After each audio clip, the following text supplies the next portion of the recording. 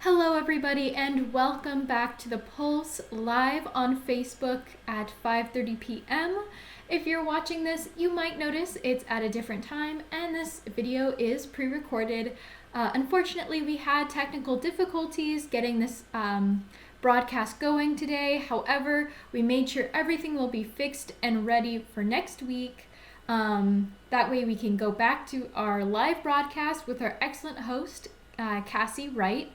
So today we're going to start off with a couple different clips. We have videos from our segments, including Beyond the Jersey, politics, as well as an interview with Dr. Bandy, who is leading the vaccination clinic in Stockton at the UOP campus.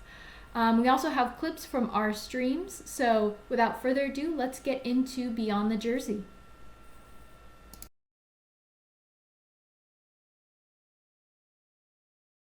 Hey everyone, it's Matthew Pennington here again with Beyond the Jersey. And here we have Natalie from Women's Polo. We're super excited to have her here. And we're going to get to know who she is beyond the jersey. So if you want to say hi, Natalie. Hi, I'm Natalie. Yeah, so we're going to get started with some questions. So first off, Natalie, what's your major? I'm a psychology major. Psych, nice. What's your favorite food? I would have to say my favorite food is sushi. Ooh, sushi. Yeah. Like what kind of, like a California roll? Oh no. You always have to go fancy when it comes to sushi. But okay, every once in a while I'll have a California roll just to be basic. But No, I like the California roll. I think it's pretty good. it used to be my favorite growing up, but like ever since my dad has gotten me into sushi, he's like, you need to try a new roll every single time. So I try to try a new roll. Nice, awesome. Yeah. And then what's a hobby of yours? I really like to draw and paint. Awesome. That's super cool. And then, okay, so are you a dog or a cat person? I am a dog person. I have a dog myself, so. You have a dog. What's your dog's name? Ollie. He's my best friend. Nice. Yeah. All right, so here's an interesting question. If you were turned into an animal, then what animal would that be? I would say I would turn into an elephant. I love elephants so much. I just think they're so pretty and they're so big and so innocent looking. Like I would just love to be an elephant. Have you ever this is kind of a weird question, but you know how people go and ride elephants? Have you ever ridden? Oh yeah. You have? Yeah. I rode an elephant. It was at like Six Flags or something. But like I told one of my uncle's girlfriends like a couple of years ago, I told her about that, and she's like a big animal activist, and she was like, you're not supposed to ride elephants, it's really bad for them. So I'll never do it again because I love them so much, and I'm like, I don't want to hurt them. Like well, that's pretty cool that you've ridden one though. I don't know yeah. people that have ridden elephants, so that's oh awesome. yeah, I rode an elephant at like Six Flags, and like I have this little picture at my house too, and it's like me, my sister, my mom, and my grandma on the elephant. Wow, that's so cool. Yeah. Six Flags too. So you're already riding roller coasters. That's awesome. Yeah. Going on to the next one. Do you have a favorite meme or joke, Natalie?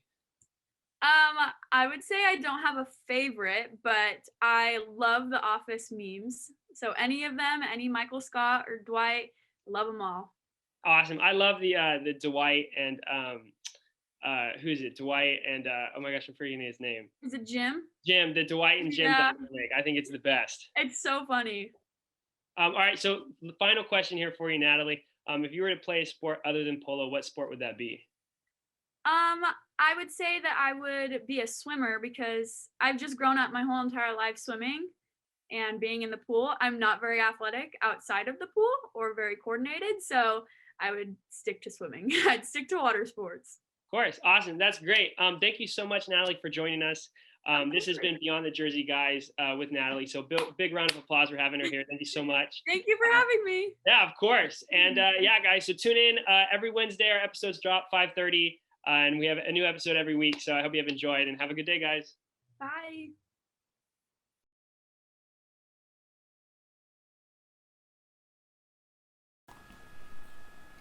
Great report from the Beyond the Jersey team.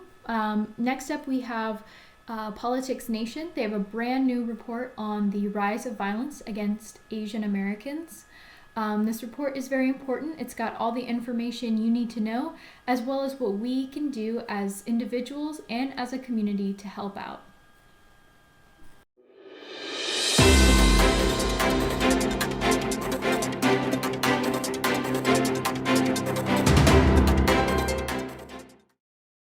Xiao Zhenji, Delana Ashley Yun, Paul Andre Michaels, Soon Chung Park, Young Grant, Sun Cha Kim, Young Ayu, Zio G Tan, Dao Yao Feng. These are just some of the people who have been attacked, severely hurt, or pronounced dead because of recent violence against the Asian community, whether they were of Asian descent, associated with Asians, or were Asians themselves. There have been nearly 3,800 reports of hate incidents targeting Asian Americans nationwide since March of 2020, according to Stop Asian American Pacific Islander Hate, otherwise known as Stop AAPI Hate. And in recent weeks, we've seen a series of high-profile attacks against Asian Americans, ranging from fatal robberies to fatal assaults. So we may be asking ourselves, how many of these attacks were racially motivated? In order for an act of violence to be legally classified as a hate crime, the perpetrator has to explicitly mention or signal that they are committing this crime in the name of hatred for that group. In many of the most recent attacks on Asian Americans, the perpetrators have made no such declaration. Yet in the past year, we've seen a rush in violent crime. In some cases, Asian Americans were probably caught up in a wave of murder and assault without being specifically targeted. That being said, there is quite a lot of evidence suggesting that people of Asian descent are becoming special targets of violence. For example, at the study of hate and extremism at California State University San Bernardino, they recently released a fact sheet that claims anti-Asian hate crimes spiked by 149% in the America's largest cities during 2020. So where is this animosity coming from? Though hate crimes against Asian Americans have been slowly rising since 2016, some evidence suggests that this past year's surge was driven by racist reactions to the COVID-19 pandemic. Former President Trump repeatedly referred to the COVID-19 as the Chinese virus, which appears to have strengthened the association of Asians and disease in the minds of his followers, which have also been expressed through social media. So in light of these events, as individuals, we must do more. So here are some little things you can do. 1, you can support Asian American-owned restaurants. While the restaurant industry as a whole has struggled throughout the pandemic, Asian restaurants have been hit particularly hard and have been subject to racist attacks due to these xenophobic fears surrounding the coronavirus.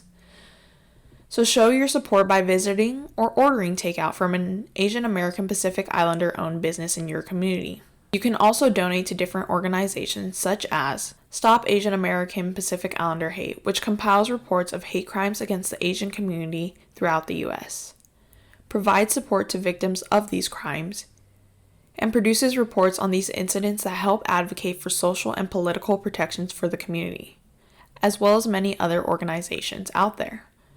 You can also educate yourself, but most importantly, stay informed. Violence against the AAPI community has been on the rise for over a year, but many outside of the community have only recently begun to hear about it, largely through social media. We cannot let this xenophobia be swept under the rug once again, nor shall we sit back and allow the AAPI community to do all the work themselves. Allies must continue to stay updated on policies and movements to address the attacks and to share that information with our own communities and social media in order to ensure that it stays at the top of the mind for policymakers and other community advocates as well.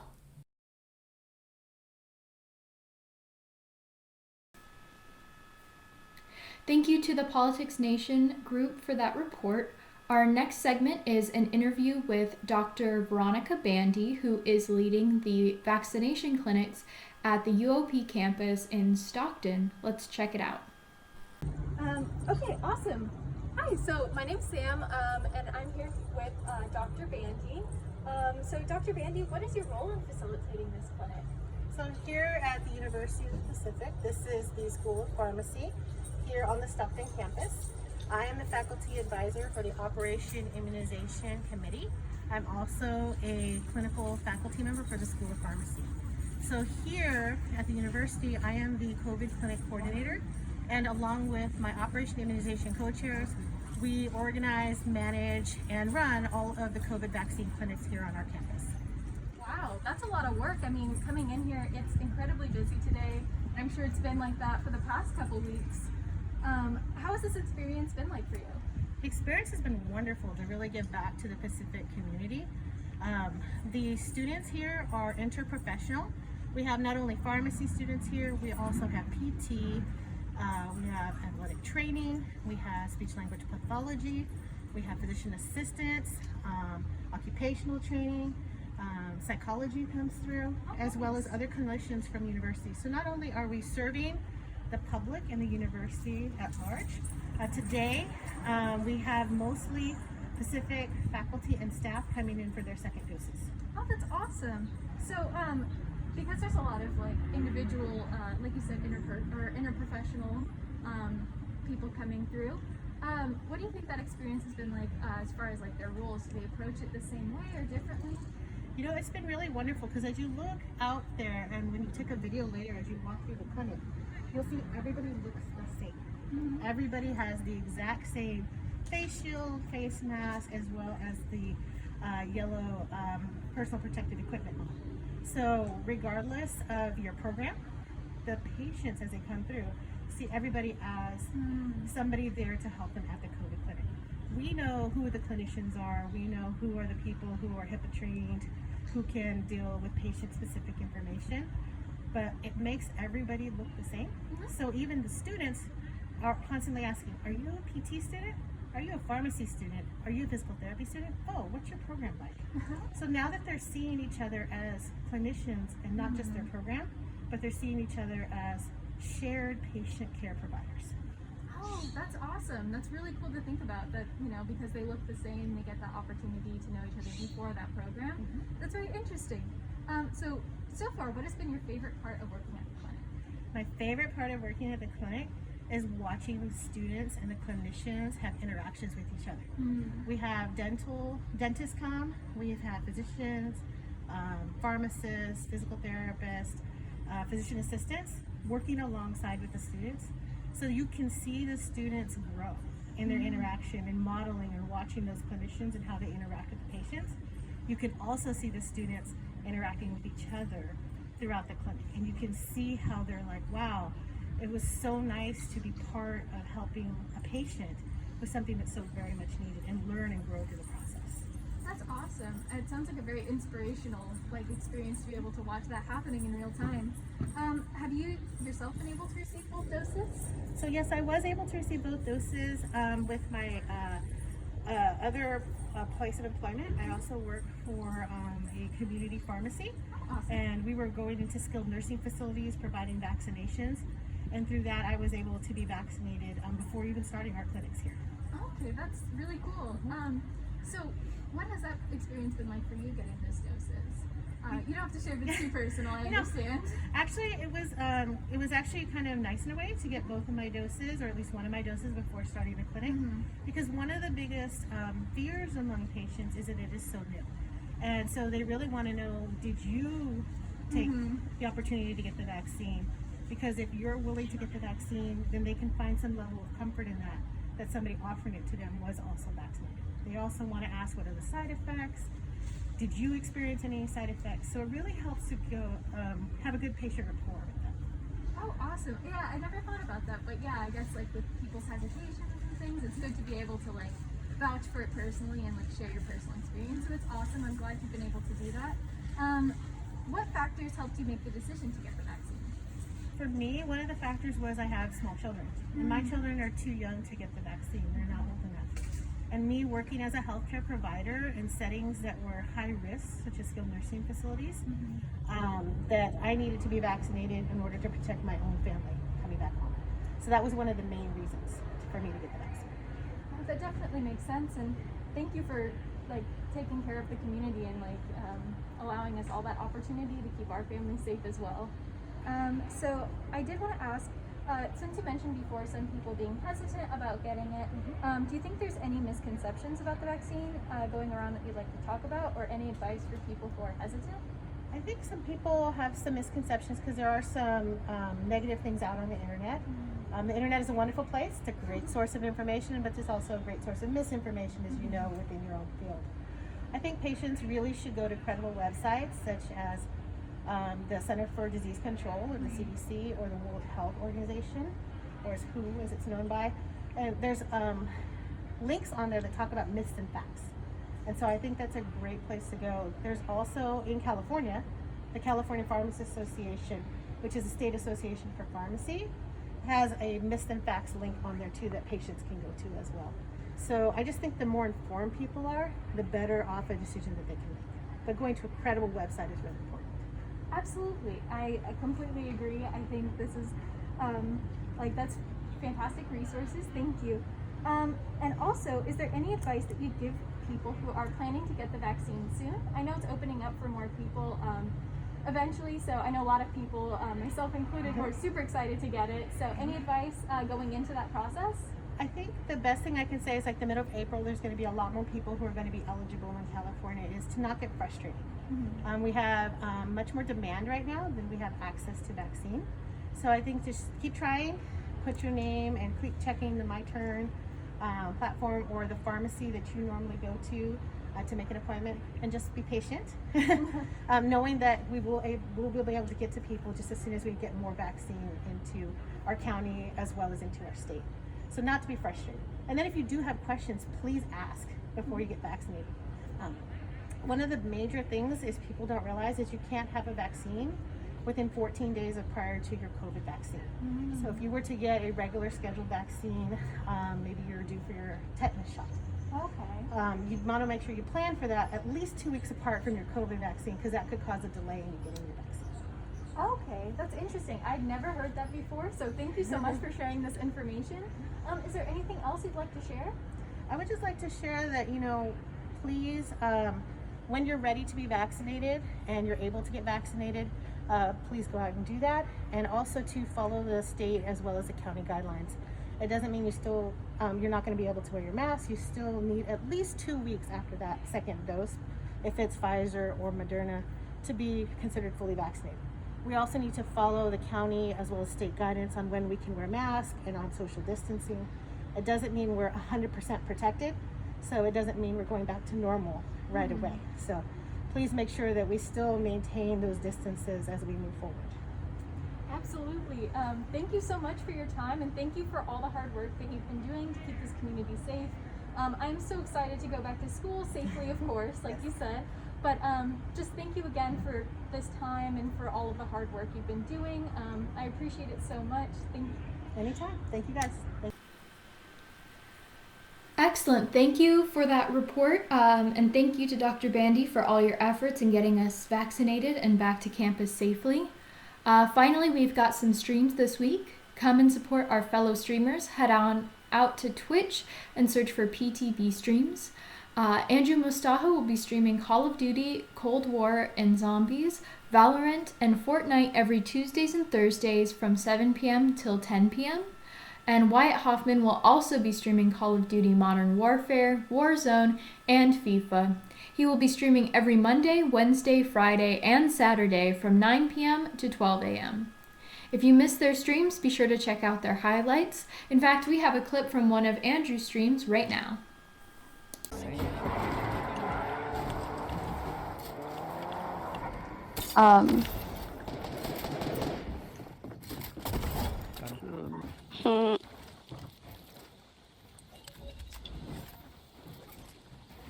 I'm coming, I guess.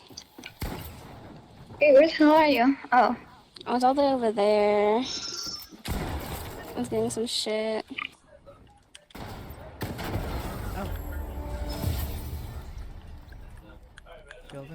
Building like I did something. You mopping? I did nothing.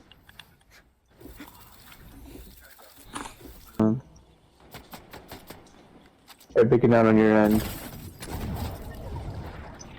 I killed myself.